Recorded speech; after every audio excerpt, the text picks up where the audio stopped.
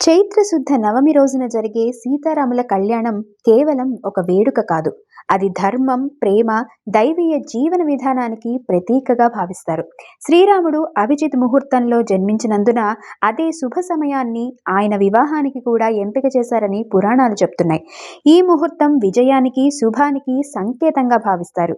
మిథిలా నగరంలో జరిగిన సీతా స్వయంవరంలో అనేక మంది రాజులు పాల్గొని శివధనుస్సును ఎత్తేందుకు ప్రయత్నించి విఫలమయ్యారు. అయితే శ్రీరాముడు విశ్వామిత్ర మహర్షి ఆజ్ఞతో ఆ శివధనుస్సును ఎత్తి ఎక్కుపెట్టి విరిచి సీతాదేవిని వరించారు. ఆ తరువాత దశరథ మహారాజు సమక్షంలో వేద మంత్రాల నడుమ జరిగిన ఈ దివ్య కళ్యాణం అన్ని లోకాలకు ఆనందాన్ని పంచింది. ఆకాశం నుంచి పుష్పవర్షం కురవగా గంధర్వులు గానం చేశారు. అప్పటి నుంచి ప్రతి సంవత్సరం శ్రీరామనవమి రోజున ఈ కళ్యాణాన్ని భక్తులు భక్తిభావంతో నిర్వహిస్తున్నారు.